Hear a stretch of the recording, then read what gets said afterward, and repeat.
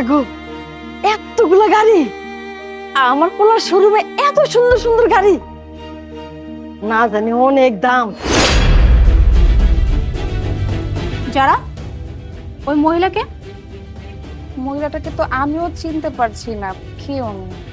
আচ্ছা গিয়ে দেখো তো, যদি কোনো কাজে না আসে তাহলে এখান থেকে বের করে দাও। ঠিক আছে। কত সুন্দর সুন্দর গাড়ি, মেলা গাড়ি। হাই, আপনি এখানে কি করছেন? এই যে এত সুন্দর সুন্দর গাড়ি, তো আমি গাড়িগুলো দেখতাছি। ও, এই গাড়িটা কি আপনি কিনতে চাচ্ছেন নাকি? না না, আমি গাড়ি নিতে আসি নাই। গাড়ি কিনতে আসেন নাই? তাহলে আপনি এখানে দাঁড়িয়ে দাঁড়িয়ে কি করছেন? বের হন এখান থেকে, চলে যান। আমি যাবো কেন? এই গাড়ির শোরুমটা এটা আমার ছেলের। এত বড় গাড়ির শোরুম আপনার ছেলের? কি বলবো, আপনাদের মতো মানুষের না আমার খুব ভালো করে চেনা আছে। ফার্স্টে শোরুমে আসবেন, তারপর গাড়ি দেখবেন, আর বড়লোক মালিককে নিজের ছেলে বলে দাবি করবেন, আত্মীয়তা পাতানোর চেষ্টা করবেন, তাই না? আপনার কোনো কথা আমি শুনবো না, আপনি এখান থেকে চলে যান। না না, বিশ্বাস করেন, আমি তো গ্রামে থাকি, আমি আমার ছেলের সাথে দেখা করতে আসছি। আপনি একটু আমার ছেলে রেখে দেন। যাই বলেন তার মা আইছে, দেখবেন যে খুশিতে দৌড়ে আইবো।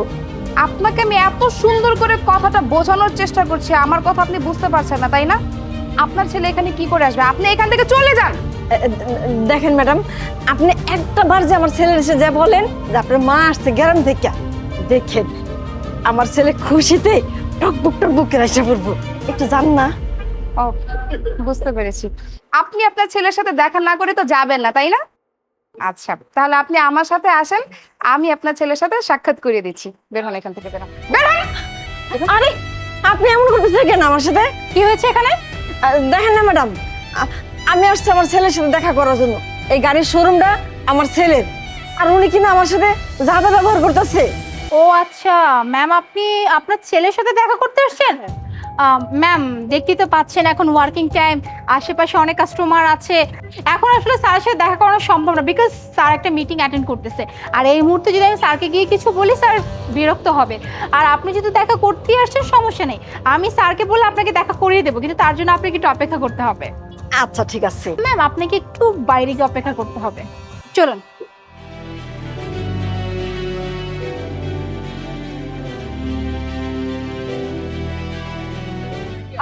আপনি এক কাজ করুন, ওই পাঁচটাতে অপেক্ষা করুন। এই জায়গায় বসে থাকবো। জি, স্যারের মিটিং শেষ হয়ে গেলে আমি আপনাকে ডেকে দিব।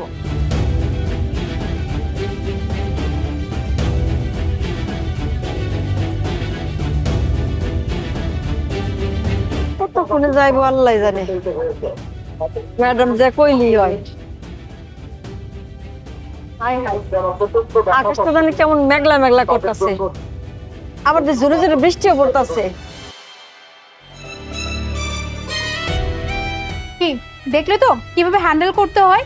সবসময় চিৎকার চেঁচামেচি করে হ্যান্ডেল করতে হয় না, এতে করে নিজের পার্সোনালিটি, নিজের রেপুটেশন নষ্ট হয়ে যায়। এরকম লোকজন ফকিনি টাইপের অনেক আসবে, এদের সাথে কখনো শাউট করবে না, এদের সাথে বুদ্ধি খাটিয়ে তারপর হ্যান্ডেল করবে, কেমন? ঠিক আছে।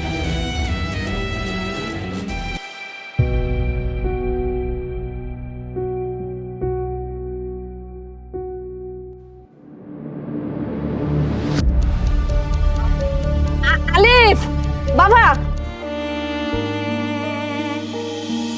মা চেকিং।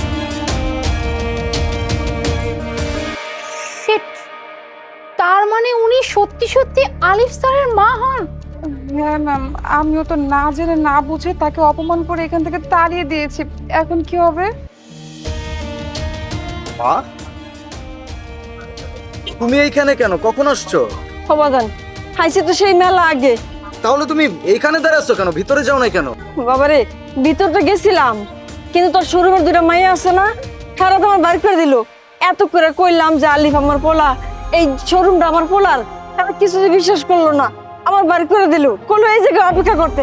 দেখ বাজান, এই যে রোদ, আবার কতক্ষণ বৃষ্টি আইছে। হ্যাঁ, আমি তোর লিগে অপেক্ষা করতে করতে চিন্তা শেষ। এত করে কইলাম তবু তোর ডেকে দেয় না বাজান। বুঝতে পারছি, চলো।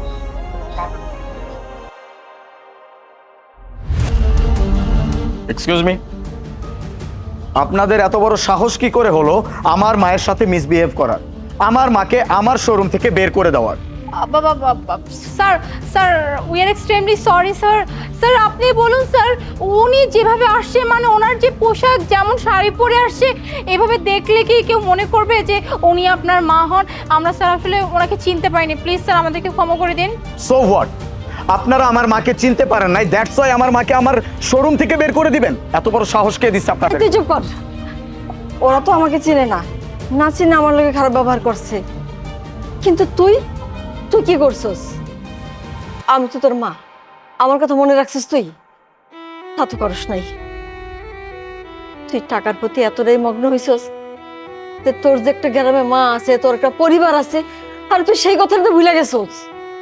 আরে আমি তোর মা, তোর লগে একটা বার কথা কর লাগিয়া আমি ফোনটা লে বয়ে থাকি, কখন তুই একটা ফোন করবি?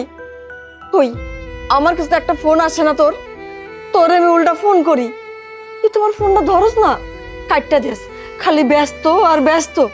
আরে ওরা যদি কোনো অন্যায় করে থাকে, তার সাথে বড় অন্যায় তুই করছস, তুই আমার পোলা হইয়া। হ্যাঁ মা, তুমি একদম ঠিক কথা বলছো।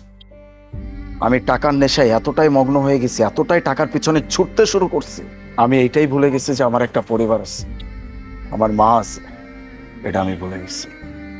আমি জানি জীবনে বাঁচতে গেলে টাকা অনেক ইম্পর্টেন্ট, কিন্তু টাকার থেকেও বেশি ইম্পর্টেন্ট হচ্ছে পরিবার, সেটা আমি ভুলে গেছিলাম। আজকের পর থেকে আমি তোমাদের সব সময় সময় দেব, আগে আমার পরিবার, তারপর টাকা। আর এই যে আপনারা কি ভাবছেন আমি আপনাদেরকে ছেড়ে দিব? ইম্পসিবল। আমার মায়ের সাথে আপনারা খারাপ আচরণ করছেন, তার থেকেও বড় কথা আমি ভেবে নিলাম যে সে আমার মা না, সে সাধারণ একজন কাস্টমার। আমার শোরুমে একজন কাস্টমার এসে যদি আপনাদের কাছ থেকে এমন ট্রিট পায়, তাহলে এইরকম এমপ্লয়ি আমার শোরুমে কোনো দরকার নাই। আমি আপনাদেরকে ফায়ার করতেছি, আপনাদের মতো এমপ্লয়ি আমার কোনো দরকার নাই। Get out. এই শোন বাবা, আমি তো তোর উপর কোনো অভিযোগ রাখি নাই, তোর আমি ক্ষমা করে দিচ্ছি, তাই না? ওরা তো তোর এনে কাজ করে, না বুঝা ভুল করছে, তুইও করে ক্ষমা করে দে বাবা।